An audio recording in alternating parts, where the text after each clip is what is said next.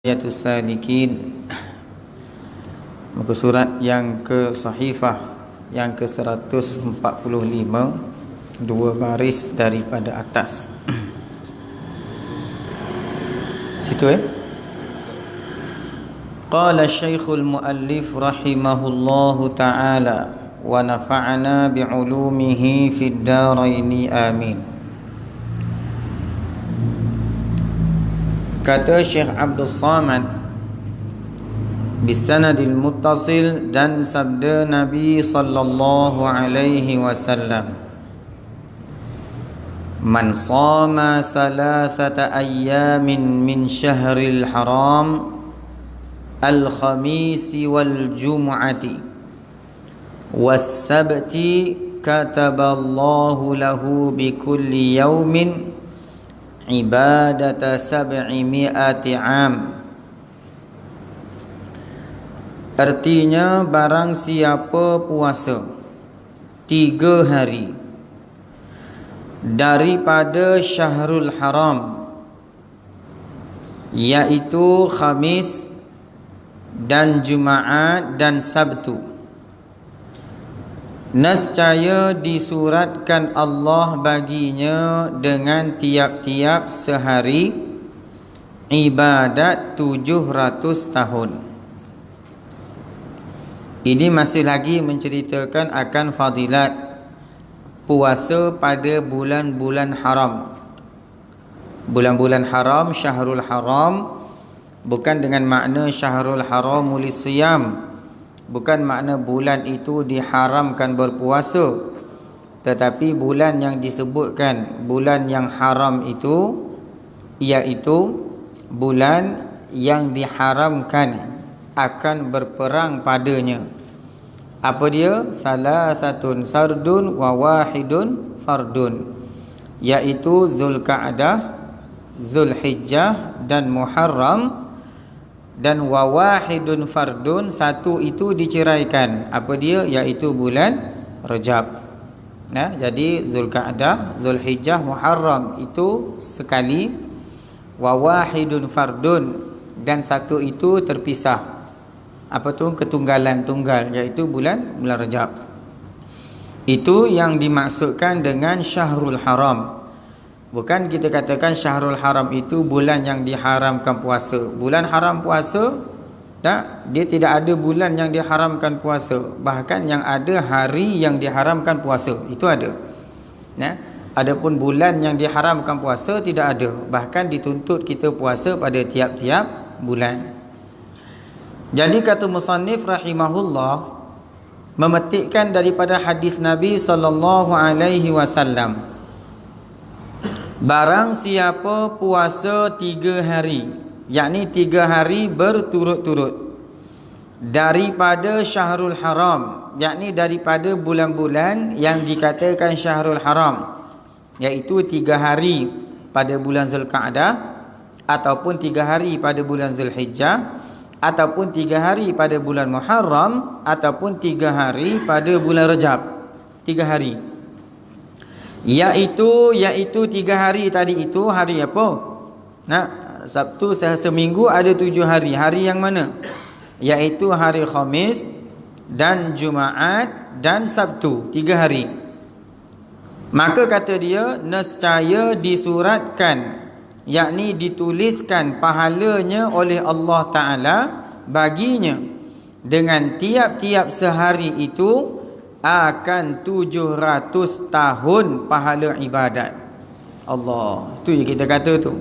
Kita ni umat Nabi Muhammad sallallahu alaihi wasallam. Walaupun umur kita tidak mencecah beribu-ribu tahun, umur kita tak ada yang mencecah sampai ratusan tahun, tidak ada. Bahkan Nabi kata umrah ummati ma baina sittina wa sab'in. Umur umat aku ialah barang yang antara 70 dan 60 tahun. Lebih pada 70 itu ekstra. Kebanyakannya 60 ke 70 tahun. Itu adalah umur umatku. Adapun umat-umat yang terdahulu umurnya beratus-ratus tahun. Ada yang 300 tahun, ada yang 1000 tahun. Umat Nabi Nuh antara umur yang paling panjang ialah beribu tahun umur dia. Maka bilalah walaupun mereka tu umurnya beribu tahun, tetapi pahala ibadat yang dilakukan oleh umat Nabi Muhammad sallallahu alaihi wasallam itu boleh mengatasi pahala ibadat yang dilakukan oleh orang-orang sebelum daripada kita. Nampak? Sebab dengan gandaan Allah. Kita dah kata dah itu hari. Sebab apa? Kerana Allah Ta'ala kata, innaka nabiyyur rahmah wa ummatuka ummatun marhumah. Kita ni ialah umat yang berada di dalam belas kasihan Allah. Kelebihan umat Nabi Muhammad sallallahu alaihi wasallam ini diceritakan oleh Allah Subhanahu wa taala kepada Nabi Musa alaihi salam, sehingga kan Nabi Musa cemburu dengan umat yang mana Allah Taala akan masukkannya umat itu pertama ke dalam syurga. Kalau dibuatkan ibadat maka pahalanya dilipatkan. Kalau sekiranya dibuat dosa maka dosanya senang untuk diampunkan. Walau seberat-berat dosa bagi Allah Ta'ala mudah untuk mengampunkan. Sehingga kan Nabi Musa cemburu untuk menjadi umat Nabi Muhammad sallallahu alaihi wasallam. Ini kelebihan yang ada pada umat Nabi sallallahu alaihi wasallam. Baik. Kemudian kata dia, puasa itu puasa 3 hari. 3 hari iaitu Khamis, Jumaat dan Sabt. Ini puasa fadilat. Kalau ikutkan dalam puasa fadilat, puasa fadail, kalau kita nak puasa hari Jumaat, mesti kena puasa hari Khamis. Atau kita puasa hari Jumaat diiringi dengan puasa hari Sabtu. La tasumu yaumal jum'ah illa an tasuma yauman qablahu aw ba'dahu. Jangan kamu puasa hari Jumaat. Maksud jangan kat sini, jangan hanya fokus pada hari Jumaat. Jangan hanya kamu tumpukan puasa pada hari Jumaat, illa an tasuma, melainkan kamu berpuasa yauman qablaha aw ba'da, melainkan kamu puasa hari yang sebelum daripada Jumaat ataupun hari yang sesudah daripada Jumaat. Maknanya Jumaat tu di tengah-tengah. Kalau nak puasa hari Jumaat, puasa hari Khamis sekali yang paling afdal. Ataupun kalau nak puasa hari Sabtu, puasa hari Jumaat sekali. Hak paling molek puasa 3 hari sekali. Besok puasa. Cakap saja esok puasa, esok hari Khamis kan. Kata musannif rahimahullahu taala, bermula yang terlebih afdal daripada bulan 4 itu. Dalam banyak-banyak bulan, antara bulan Rajab, antara bulan Sya'ban, antara bulan Rajab, bulan Zulqa'dah, bulan Zulhijjah dan bulan Muharram, 4 bulan yang dikatakan Syahrul Haram, 4 yang haram berperang itu. Yang manakah antara 4 itu yang terlebih besar fadilatnya? Kata dia, iaitu bulan Muharram. Ini yang paling besar. Yang paling besar Muharram lah. Bulan yang berlakunya hijrah Nabi sallallahu alaihi wasallam. Bulan yang banyak peristiwa-peristiwa kelepasan, kebebasan ke atas para anbiya. Bulan yang mana dipertemukan Nabi Adam dan Siti Hawa. Banyak-banyak peristiwa berlaku pada bulan Muharram. Kata dia, kerana sabda Nabi sallallahu alaihi wasallam, afdalus shaumi ba'da ramadana syahrullahil muharram. Kata dia, artinya bermula yang terlebih afdal kemudian daripada puasa Ramadan. Puasa Ramadan ni memang memang tidak ada bandingan lah. Kalau nak dibandingkan fadilat yang ada pada bulan Ramadan, itu memang tak boleh nak ditanding lah. Bulan Ramadan kita boleh kata dia adalah the champion lah. Yang paling besar fadilat puasa ialah puasa di bulan Ramadan. Itu yang paling besar fadilat. Kemudian kata Nabi, setelah daripada bulan Ramadan, bulan apa pula yang afdal? Kata dia, Syahrullahil Muharram, iaitulah puasa pada bulan yang dibangsakan oleh Allah Subhanahu wa taala, iaitu bulan Muharram. Yang paling besar lepas daripada puasa Ramadan ialah puasa pada bulan Muharram. Nah, kita dah habis dah bulan Muharram dah. Dah masuk Safar dah. InsyaAllah Allah Ta'ala pertemukan kita lagi bulan Muharram tahun depan ya. Kalau tak dapat tahun ni, tahun depan. Kata dia, inilah puasa yang berulang-ulang sebab berulang-ulang tahun. Adapun puasa yang berulang-ulang sebab berulang-ulang bulan, iaitu puasa sehari pada awal bulan dan sehari pada pertengahannya dan puasa sehari pada akhirnya. Ni ada juga ni.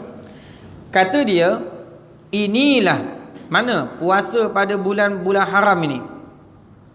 Puasa yang berulang-ulang, maknanya kita boleh ulangkan puasa tadi itu dengan sebab berulang-ulangnya tahun.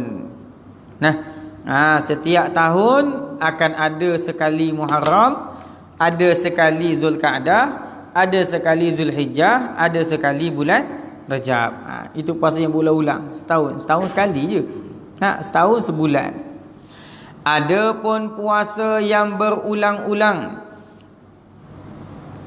sebab berulang-ulang bulan itu, iaitu puasa pada sehari pada awal bulan. Ni ulama ajar ni.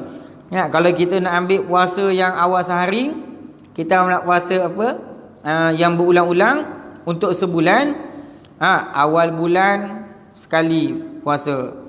Kemudian dan sehari daripada pertengahan bulan. Sehari pertengahan bulan. Pertama 1 hari bulan. Nanti 15 hari bulan puasa pula. Dan sehari pada akhir bulan. Sama juga, boleh juga kaifiat puasa ni. Kaifiat puasa ni bermacam-macam. Ada yang puasa macam Tuan Guru, Al-Waliullah Pak Suami Kuala Nerang kan. Pak Suami Kuala Nerang. Amalan dia ialah puasa setiap hari. Setiap hari puasa. Hari Isnin puasa, Selasa puasa, Rabu puasa. Kecuali 5 hari je dia tak puasa. Hari yang tak boleh puasa, dia tak boleh puasa. Walaupun ada sebahagian ulama yang menghukumkan puasa pada tiap-tiap hari ini boleh jatuh hukum makruh. Ada setengah kata yang menghukumkan makruh. Makruh sebab apa? Sebab takut memudaratkan badan. Hari-hari tak makan. Tapi kalau sekiranya seorang itu memang darjat maqam dia itu, kalau ditilik dari segi ilmu tasawuf pula, kalau seorang itu memang darjat maqamnya itu, dia nak menghampirkan diri kepada Allah dengan berpuasa, harus bagi dia puasa setiap hari, tak ada masalah. Macam kita katakan, orang kan Allah Ta'ala kata apa?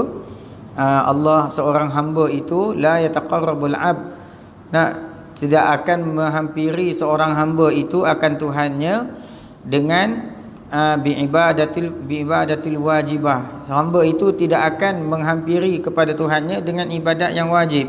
Bahkan seorang hamba itu yataqarrabu ilallah, dia akan hampir kepada Allah bin nawafil, dengan banyaknya amalan-amalan sunat. Kalau kita buat amalan-amalan wajib, itu memang amalan yang dituntut, malabuddamin lah, benda yang tak dapat tidak dah kena buat. Adapun untuk nak menghampiri, mendampingi Allah Ta'ala itu dengan membanyakkan amalan-amalan sunat.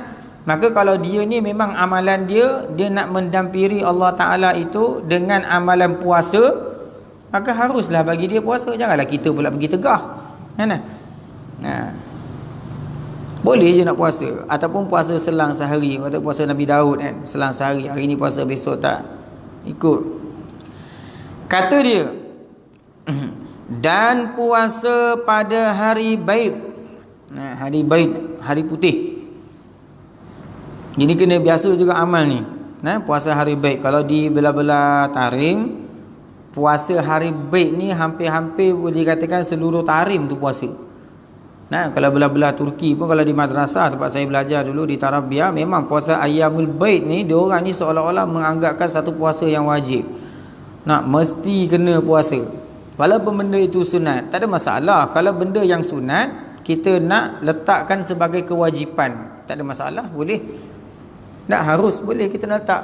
Benda tu sunat je, asal dia. Contoh kita katakan, setiap kali masuk surau, kita mewajibkan diri kita bersedekah. Nak sedekah, masuk surau RM1. Setiap kali masuk surau RM1. Sehari RM5. Pasal 5 kali masuk surau. Nak. Jadi kalau walaupun asal sedekah itu sunat, tapi kalau kita nak mewajibkan atas peribadi, tak ada masalah. Yang tak bolehnya benda yang wajib kita nak jatuhkan sunat. Itu tak boleh. Nah, sembahyang zuhur tak apalah dulu, nantilah lambat sikit, sunat je nak tukar sunat. Tak boleh, nak buat tak nak buat tak apa. Jangan buat macam tu.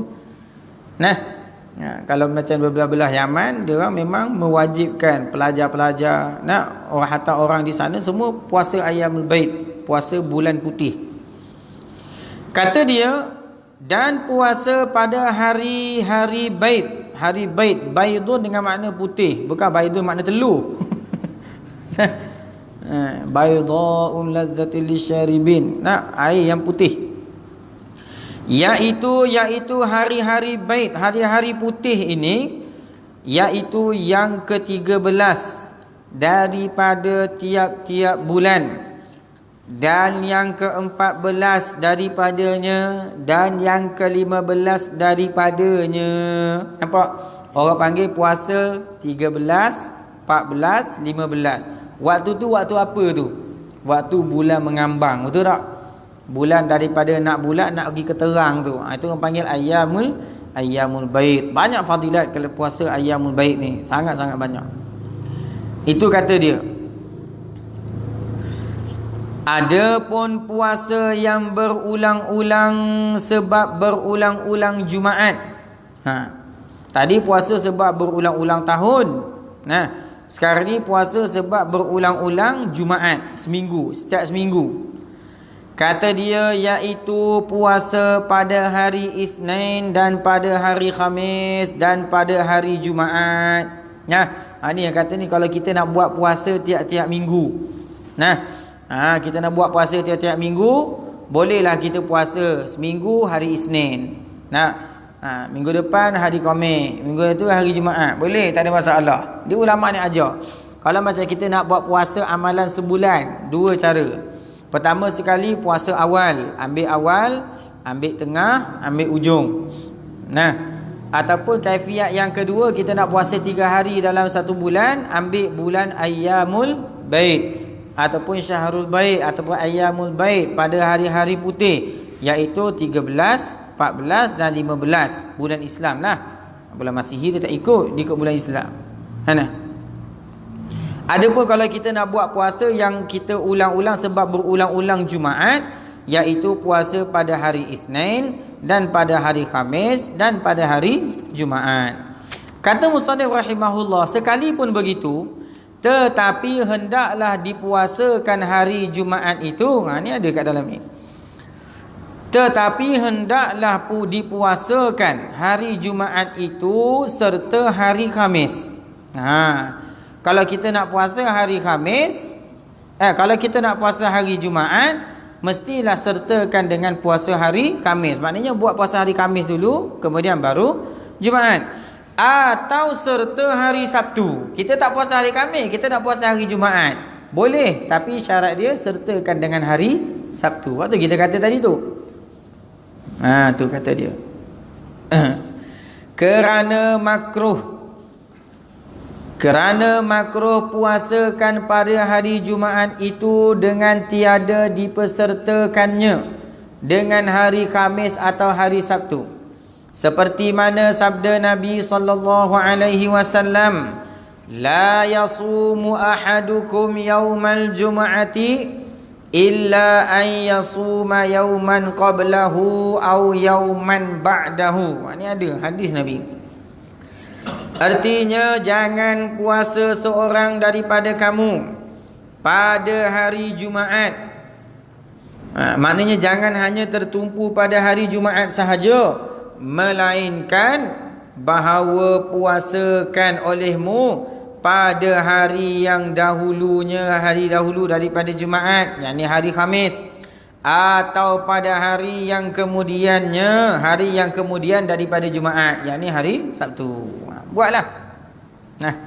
InsyaAllah Allah Ta'ala berikan kita kekuatan untuk amal kan. Kata musannif rahimahullah, ini dah akan masuk dalam kalam sufi dah ni. Kata Imam Al-Ghazali rahimahullah, fatukaffaru dhunubul usbu'i bisawmil isnain wal khamis wal jum'ah wa dhunubus syahri tukaffaru bil yaumil awwali minasy syahri wal yaumil awsati wal yaumil akhiril ayyam wal yaumil akhir wal ayyamil bayd wa tukaffaru dhunubus sanah bi siyami hadhil ayyam wal ashharu al mazkurah. Ni Imam Ghazali buat kesimpulan. Nak daripada hadis-hadis Nabi yang dikumpulkan, fadilat-fadilat daripada puasa sehari, puasa awal, tengah, hujung, ataupun puasa ayyamul baid, ataupun puasa syahrul haram, puasa-puasa hari-hari haram, Zulqa'dah, Zulhijjah, Muharram dan juga Rejab, ataupun kita puasa Isnin Khamis, ataupun puasa Khamis Jumaat Sabtu, ataupun puasa ayyamul baid, hari putih. Jadi kesimpulan dari Imam Ghazali kata, fatukaffaru dhunubul usbu' bisawmil isnaini wal khamisi wal jum'ah. Maka dikifaratkan akan dosa yang selama satu minggu itu dengan sebab puasa hari Isnin dan Khamis dan Jumaat. Maknanya kalau kita puasa Isnin dan Khamis dan Jumaat, salah satu, ataupun puasa Khamis dan Jumaat, maka itu mengkifaratkan akan dosa selama seminggu. Puasa hari Isnin, seminggu dosa dikifaratkan. Kata dia, wa dhunubus syahri, dan dosa selama satu bulan, tukaffaru bil yaumil awwali, itu dikifaratkan dengan hari yang pertama minasyahri, daripada satu bulan, wal yaumil awsati, dan hari yang tengah, wal yaumil akhir, dan hari yang pada hujung. Dikifaratkan puasa yang sebulan itu, dosa yang sebulan, dengan sebab orang yang puasa awal, puasa tengah, puasa hujung dalam masa sebulan. Wal ayyamil baid, dan juga ayyamul baid, hari putih. Maknanya orang yang puasa 13, 14, 15 itu, kata Al-Imam Al-Ghazali, dikifaratkan semua dosanya selama sebulan. Allah, nak kata besar fadilat sallallahu alaihi wasallam. Besar, sangat-sangat besar Nabi Muhammad sallallahu alaihi wasallam, sangat-sangat agung sallallahu alaihi wasallam. Dengan sebab dia tu, amalan-amalan itu Allah Ta'ala mudah untuk mengampunkan dosa. Sangat-sangat mudah Allah nak mengampunkan dosa hamba itu di kalangan umat Nabi Muhammad sallallahu alaihi wasallam. Walaupun kadang-kadang kita tak taubat pun, kita tak ada pun istighfar, tapi dengan amal ibadat itu sendiri boleh mengkifaratkan dosa. Hatta dengan berselawat ke atas Nabi sallallahu alaihi wasallam itu sendiri boleh mengampunkan dosa. Berselawat, Nabi kata, aksiru salata alayya, perbanyakkan oleh kamu akan berselawat ke atas aku yaumal jumu'ati, pada hari Jumaat. Kenapa? Fa inna salatakum alayya maghfiratun li dhunubikum, kerana bahawasanya selawat kamu ke atas aku itu ialah merupakan keampunan dosa bagi kamu. Baca selawat, kita tak kata pun astaghfirullahalazim, kita hanya baca selawat, Allahumma salli ala sayyidina Muhammadin abdika wa rasulika nabiyil ummiyin wa ala alihi wa sahbihi wasallam, atau apa-apa sahaja selawat. Daripada dalailul khairat, selawat tafwijiyah, dalailun nur, selawat barakatul makiyah, tak kira lah selawat apa pun yang kita baca, Nabi kata selawat itu akan mengkifaratkan dosanya, dosa-dosa kita. Jangan main sahabat, umat Nabi SAW sangat-sangat banyak kelebihannya. Hatta ketika mana di akhirat nanti umat yang akan pertama masuk ke dalam syurga dan merasai nikmat syurga adalah umat Nabi Muhammad sallallahu alaihi wasallam. Nah, kata musannif rahimahullah, artinya dihapuskan segala dosa. Baca dosa tu jangan baca dus. Dus tu ubat. Artinya dihapuskan segala dosa. Segala dah. Jangan baca sekali dos. Lagi teruk. Apa ni baca kita ni dihapuskan sekali dos tu. Satu dos. Kita lama pasal dia dah. Ya, waktu kata tok guru dulu kitab Jawi ni kena mengaji. Nak baca sendiri tak boleh. Kadang-kadang takut lari makna. Kita Jawi dulu mana ada macam zaman sekarang. Kita Jawi zaman sekarang ni dah ada koma dah ada titik, dah ada baris apa semua macam-macam. Kita Jawi dulu orang panggil kita gondol. Tak ada benda kita dulu. Tu yang kadang-kadang bila tak mengaji tak baca kadang-kadang pelik bunyi. Macam-macam kalau orang nak dengar cerita.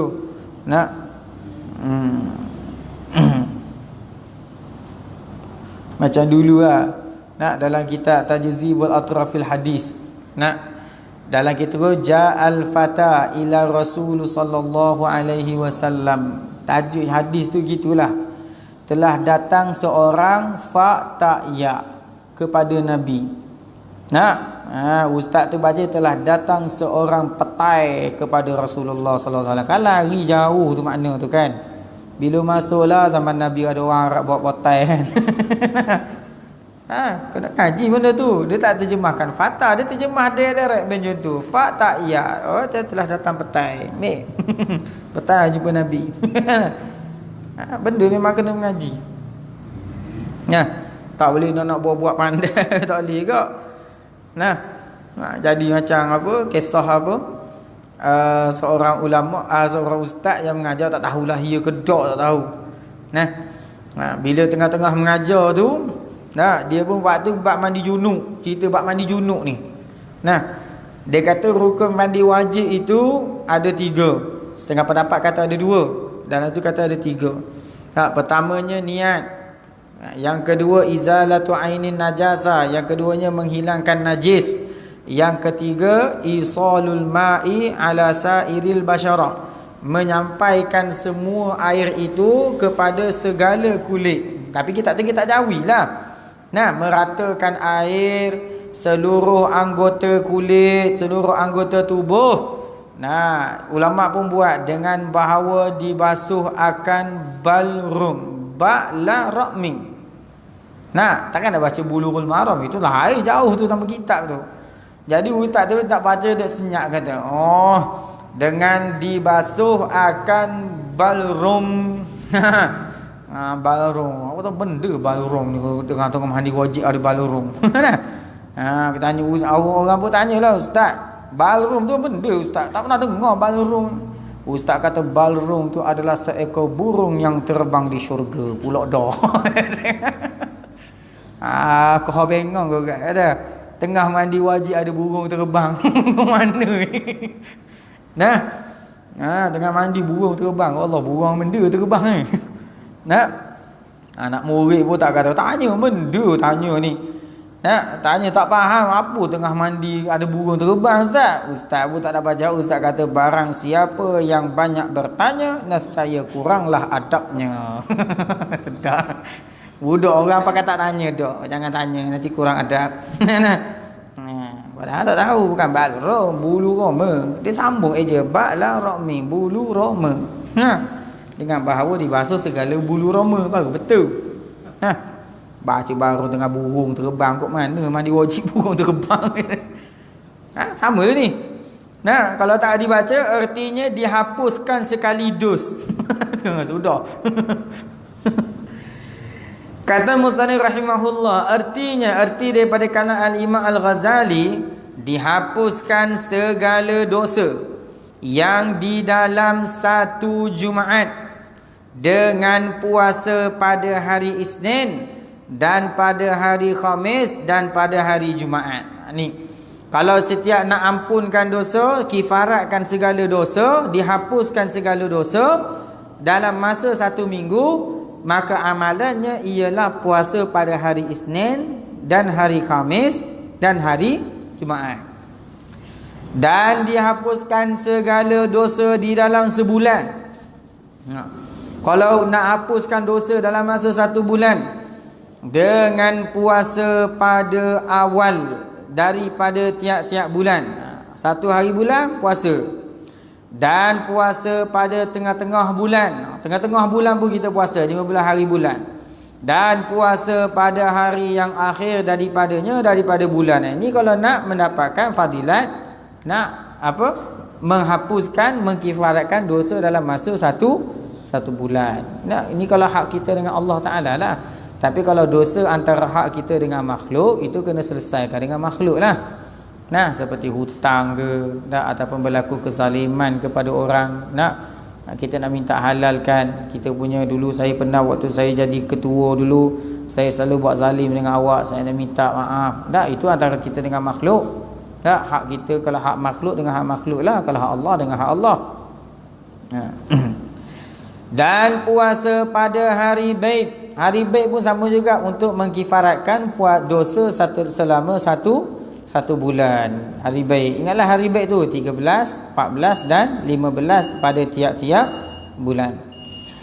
Kata dia lagi, dan dihapuskan Allah Ta'ala segala dosa. Ni ada ahli pula dosa ni. Dan dihapuskan Allah segala dosa yang di dalam setahun dengan puasa pada segala hari ini, yakni hari segala dan segala bulan yang tersebut. Kalau kita puasakan pada tiap-tiap hari Isnin, Khamis dan Jumaat, ataupun kita puasa pada amalkan puasa Ayyamul Bait, semua tu nescaya Allah Ta'ala ampunkan dosa kita selama setahun. Of course lah ampun setahun. Kalau sebulan kita puasa setiap bulan puasa Ayyamul Bait 3 hari. 3 hari tu dah sebulan dah. Dah sebulan dah dikifaratkan. Masuk bulan yang kedua puasa Ayyamul Bait lagi sebulan. Masuk bulan ketiga puasa Ayyamul Bait lagi sebulan. Kalau tiap tahun kita buat, setahun lah habis.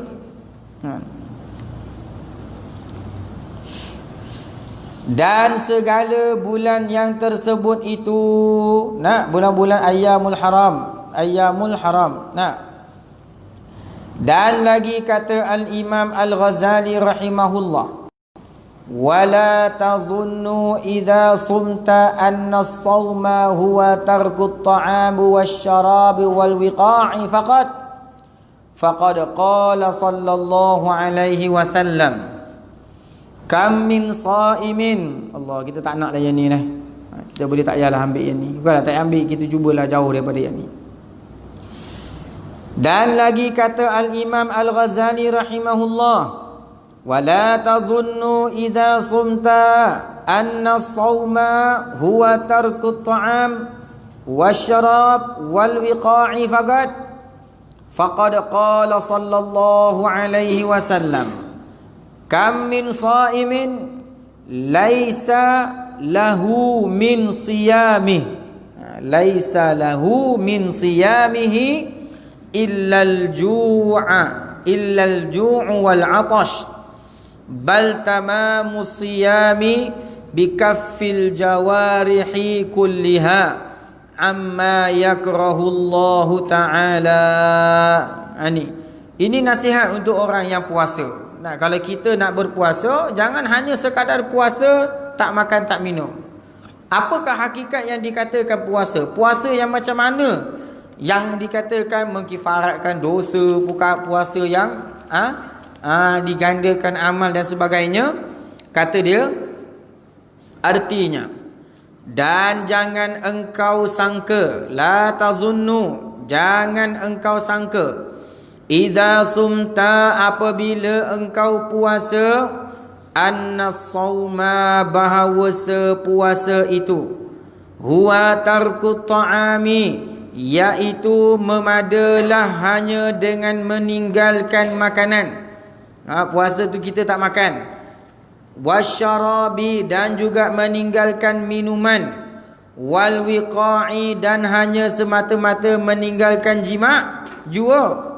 Maka jangan kita sangkakan bila sebut puasa, puasa tu kita tak makan, kita tak minum, kita tak melakukan jima' dengan isteri, waktu itu dah nama puasa dah tu. Jangan. Sebab apa? Maka telah bersabda Nabi SAW. Nabi bersabda dalam satu hadis. Ini hadis yang sahih. Kam min shaimin. Beberapa ramai orang yang puasa. Ramai orang yang puasa, kata Nabi. Laisa lahu. Padahal tiada ada baginya, bagi orang yang puasa, daripada puasanya itu, yakni dia tidak ada baginya bagi seorang puasa daripada puasa. Maksudnya berapa ramai orang yang puasa, tetapi habuan, hasil, pahala, fadilat daripada puasa itu mereka tidak dapat. Habis tu apa yang dia dapat? Melainkan lapar dan dahaga jua. Ni kita tak nak ni. Ni taklah jauh. Berapa ramai Nabi kata orang yang puasa, buat amal puasa setiap hari, tetapi laisa lahu min siyamih, dia tidak dapat apa-apa pun habuan daripada puasanya, illal ju' wal 'atash, melainkan dapat lapar, dapat dahaga. Nampak? Sedangkan kalau kita cerita yang musannif ulama katakan dulu, tujuan puasa itu ialah untuk melatih hamba itu menjadi ibadan syakura, menjadi hamba yang bersyukur. Itu ibadat puasa itu, untuk mendidik nafsu itu menjadi hamba yang bersyukur. Tetapi kebanyakan orang yang berpuasa, bila berpuasa menjadi hamba yang tamak. Tengok bulan puasa. Bila nak buka puasa, apa yang tak ada dekat atas meja tu? Kalau dia buka kat luar tu, confirm orang beli balik. Sebab apa? Ingatkan dia jual. Rupanya baru beli nak makan. Dengan martabaknya, dengan ayam goleknya, dengan bergolek-golek tahu bondo, letak air dah macam tahu bondo tu. Ya. Dah macam pelangi dah air, macam-macam warna ada. Nak buka puasa, nak buat kat puasa pun. Artinya puasa itu melatih kita untuk menjadi hamba yang syakur. Afala akuna abdan syakura. Allah Ta'ala kata walitukmilul iddah walitukabbirullaha ala ma hadakum wa la'allakum tashkurun. Puasa itu nak mengajar kita supaya kita ni bersyukur, berterima kasih dengan Allah. Yang Nabi SAW bersabda, tidak ada orang yang puasa itu melainkan dia akan dapat dua kelepasan. Dia akan dapat dua nikmat. Pertamanya nikmat pada ketika iftar, yang kedua nikmat ketika bersama dengan Tuhannya. Itu yang hakikat daripada puasa. Tapi orang kita kalau puasa, apa yang kita dapat? La haula wala. Nampak? Tetapi sempurnakan puasa itu dengan menegahkan segala anggota sekaliannya daripada segala yang dibenci Allah Azza wa Jalla. Nampak? Bila sebut puasa, bukan hanya puasa pada makan, tapi puasa juga pada segala benda yang dilarang. Puasa daripada kelalaian, puasa daripada kelalaian, puasa daripada dosa, puasa daripada maksiat. Segala-galanya puasa itu baru nama puasa. Tapi janganlah bila kita puasa pula, ustaz, saya tak nak lalai ustaz, habis puasa lah ustaz, pada sahur tidur sampai ke zuhur pun tak boleh juga. Ni ada juga jenis puasa tu kan. Ustaz buat apa, saya keluar ustaz pergi kerja kan, ternampak orang perempuan kan janda-janda kat luar tu kan, saya kan dah lain jadi ustaz. Habis buat apa? Tak apalah, bulan puasa saya MC ustaz, sebulan tidur je kerja. Nanti zuhur semayang, untuk tidur balik. Pasal tak boleh keluar, nanti nampak maksiat. La ilaha illallah.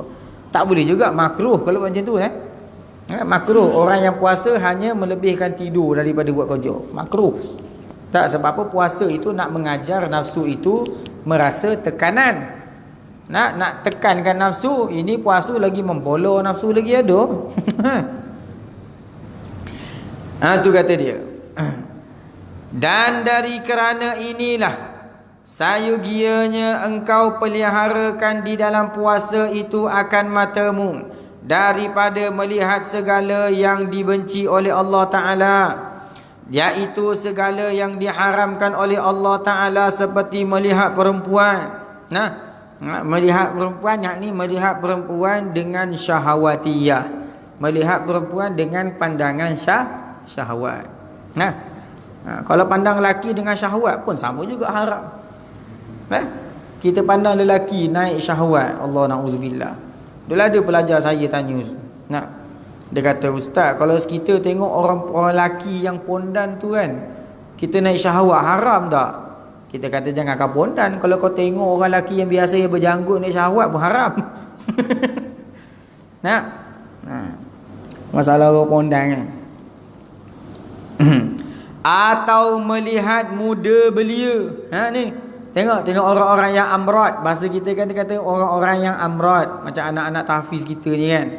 Nak tengok comelnya orang pakai apa, budak-budak baby face kan. Jaga-jaga tu. Sebab tu kalau di madrasah ke, biasa budak-budak amrod ni asing duduk di satu tempat, jangan gaul dengan orang besar. Sama tu je, lelaki ke perempuan sama je. Dan barang sebagainya, tak kiralah melihat apa pun, tapi melihat dengan pandangan syahwat. Dan memeliharakan lidah daripada berkata-kata akan yang tiada baginya faedah. Jaga lidah daripada cakap benda yang merapu-rapu. Dan memeliharakan daripada segala yang diharamkan Allah Ta'ala, iaitu berdusta dan mengumpat orang dan mengadu-ngadu orang, dan segala perkataan-perkataan yang keji-keji. Dan memelihara daripada berbantah-bantah, dan memelihara daripada memaki orang. Ini banyak lagi ni. Banyak. Bila katakan puasa tadi tu, sebab itu ulama kata afdalul ibadati as-saum.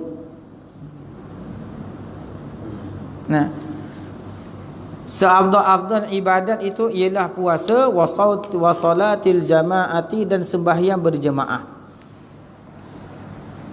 Dua ibadat ni, pertama puasa, yang kedua sembahyang berjemaah.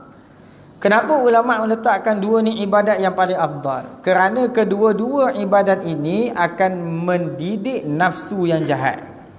Ibadat ni, nafsu, dua benda yang paling dia tak suka. Pertama sekali sembahyang, yang kedua dia tak suka puasa. Puasa memang dia tak suka. Sebab apa? Benda ini akan menyakitkan dia. Sembahyang jemaah, sembahyang boleh lagi kalau sembahyang seorang-seorang. Tapi kalau sembahyang jemaah dia tak suka. Sebab apa? Pergerakannya akan menjadi terhad. Sembahyang berjemaah, sebab itu Nabi SAW mendidik sahabat dengan sembahyang berjemaah. Sahabat yang jenis ego, yang jenis perangai tak apa-apa, Rasulullah mendidik sahabat tadi itu, selain daripada ilmu, Rasulullah didik sahabat dengan sembahyang berjemaah. Sebab sembahyang jemaah, kita tidak boleh nak gerak, nak melakukan apa-apa saja rukun sembahyang yang bangsakan fi'liyah, melainkan kena tunggu imam buat dulu. Tak? Terakhir hari ni, sekejap lagi saya sembahyang, saya baca surah Yasin rakaat pertama. Apa jadi kat makmum? Agak-agak terus ke, ataupun habis bagi salam semua kat tu tengah makan? Tak habis. Sebab apa? Sebab bila sembahyang berjemaah, nafsu ni dikekang, dia tak boleh nak buat sesuka hati. Nak tak nak kena tunggu imam. Nampak? Sebab tu bila imam lebih je sikit, siap. Nampak? Nafsu dah mula dah. Apa hal tiba-tiba lebih ni, lama pun nak tiba-tiba Ataupun bila imam start je baca surah yang panjang, dia dah pusing. Imam dah waladdallin, amin, bismillahirrahmanirrahim, amma yatasaalun. Ya Allah, panjang mufarakah tu belum apa-apa lagi, padahal tak sampai ending, padahal imam baca 3 ayat je. Amma yatasaalun 'anil naba'il 'azimil ladzi hum fihi mukhtalifun. Allahu akbar. Makmum dah mufarakah siap-siap. Nampak? Sebab apa? Bila sembahyang berjemaah, kita yang makmum ni, kita akan terasa nafsu tu, antara sifat-sifat nafsu ini, nafsu dia nak akan kebebasan. Kalau sembahyang pun dia nak bebas. Tapi apabila dia sembahyang berjemaah, pergerakannya itu tak bebas, sebab dia kena tunggu imam. Kalau imam yang laju, itulah imam saya. Nampak? Imam yang terbaik yang tu, yang laju tu. Fatihah senapas, Ustaz, ambil kau. Nampak? Itu yang paling bagus imam tu. Tak? Surah semua pendek. Inna ataina keluar Allah. Tak ada yang pendek dah. Inna ataina wal asri. Setiap hari. Itulah imam. Nampak? Tapi kalau imam tu baca surah panjang sikit, siap. Sebab apa? Sebab sembahyang berjemaah akan mendidik nafsu supaya taat akan Allah. Nampak? Nafsu tak boleh nak buat apa. Nafsu hanya semata-mata kena surrender. Sebab itu Nabi ajar sahabat-sahabat dengan sembahyang berjemaah. Bila sembahyang jemaah, kamu isyarat nafsu tak boleh nak buat apa-apa tindakan, melainkan tindakan itu mesti berpatutan dengan apa yang dikehendaki oleh Allah dan Rasul. Imam ini satu sudut imam. Nampak? Bila kita sembahyang jemaah, jangan nampak imam, oh imam tu. Jangan. Itu satu sudut imam. Tapi satu sudut yang paling besar, dia adalah duduk di tempat Nabi SAW. Kedudukan dia tu, sebab Nabi bila sembahyang, Nabi akan jadi imam. Berarti kita akan dilatih oleh Rasulullah SAW. Kamu tidak boleh buat apa saja perbuatan di dalam sembahyang ni, melainkan kena betul-betul apa yang diikut oleh Nabi SAW. Bila Nabi rukuk, sahabat akan rukuk. Nampak tu? Bila Nabi i'tidal, sahabat akan i'tidal. Apabila imam itu melakukan satu perbuatan yang mana perbuatan itu bercanggah dengan apa yang dikehendaki oleh Allah dan Rasul, seperti kalau imam itu terlupa rakaat ataupun imam terlupa tahiyat awal, maka apakah makmum nak buat? Makmum hanya tak boleh nak kata, "Mam, mana tahiyat awal kau?" Tak boleh. Nak berdeh-deh tak boleh juga. Makmum tidak boleh buat apa-apa melainkan hanya mengucapkan Subhanallah, Maha suci Allah yang tidak lupa. Ini kita latihan tu. Imam pun bila melihat, mendengar makmum yang mengatakan Subhanallah, imam pun ingat bahawa Allah sahaja yang tidak lupa. Selagi mana kita ni manusia, kita berhak untuk menerima kekurangan. Inilah manusia. Hakikat manusia itu adalah kekurangan. Nampak? Yang tidak kurang siapa? Yang tidak kurang hanya Allah Ta'ala. Sebab itu nafsu nak didik orang sembahyang, nak didik orang jadi baik, akhlak yang baik, mestilah didik dengan sembahyang berjamaah. Yang kedua, nafsu yang paling tak suka ibadat adalah puasa. Nampak? Puasa dia tak suka. Sebab apa? Puasa ini berkait dengan kemahuan fitrah dia, iaitu nafsu suka makan. Dia suka makan.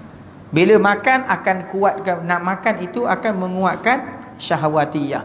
Kekuatan yang ada pada nafsu adalah kekuatan syahwat.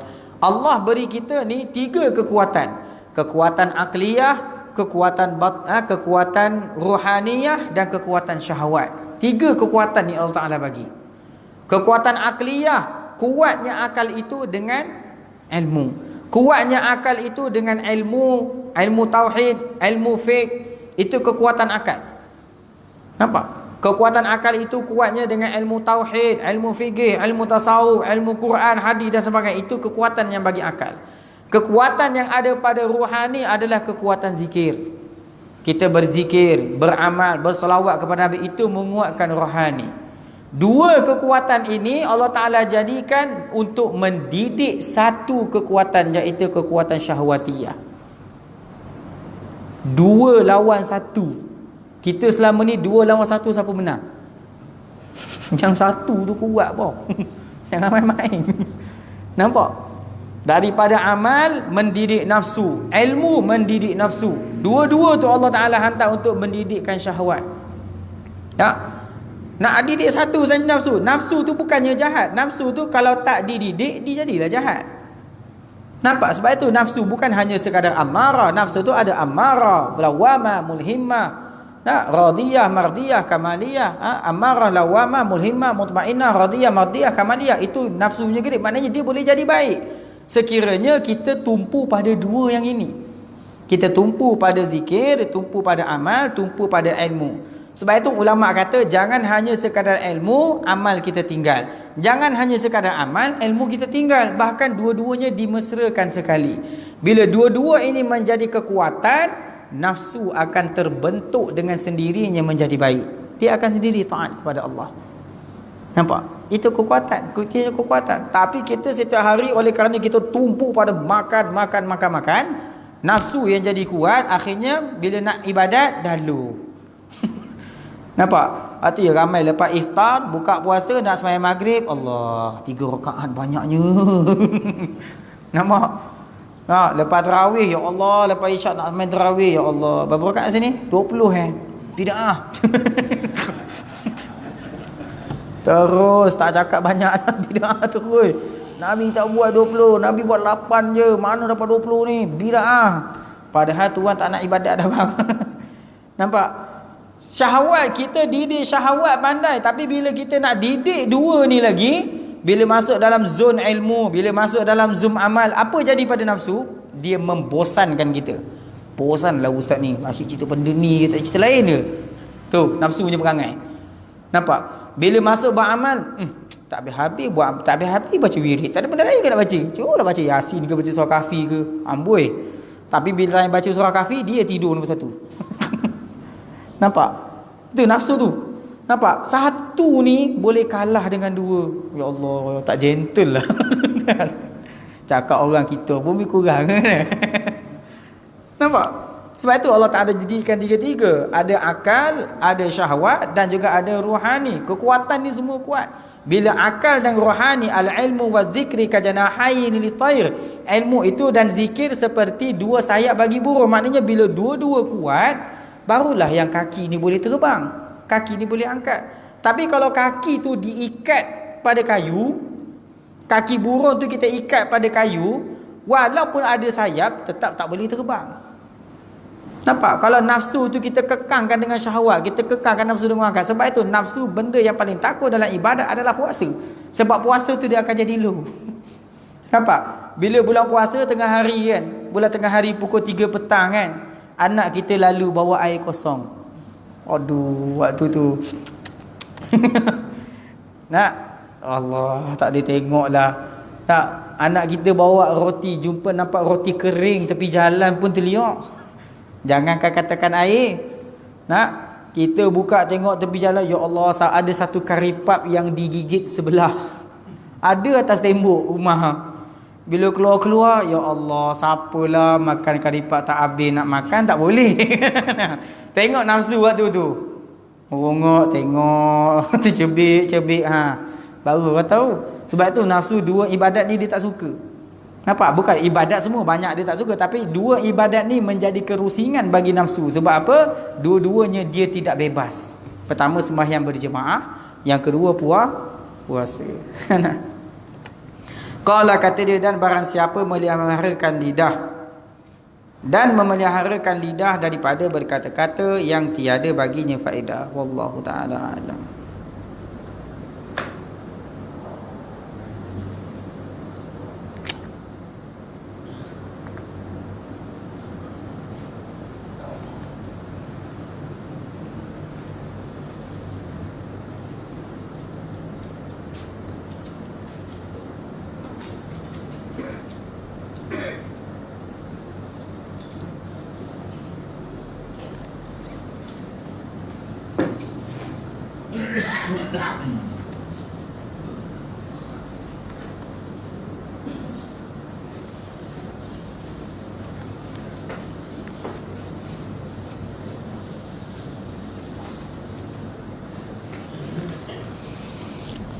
اللهم افتح علينا فتوح العارفين وحفظ المرسلين وإلهام الملائكة المقربين ولا تقلنا أنفسنا طرفة عين يا رب العالمين. وغفر الله له ولوالديه ولجميع المسلمين بجاه سيد الأنبياء والمرسلين وأولياء الله الصالحين آمين. نفعنا الله به وإياكم كما نفعنا بأصل أنه جواد الكريم ولا حول ولا قوة إلا بالله العلي العظيم، وأن يجعله خالصا لوجهه الكريم وسببا للفوز بجنات النعيم. والحمد لله رب العالمين. والعفو منكم. والسلام عليكم ورحمة الله وبركاته.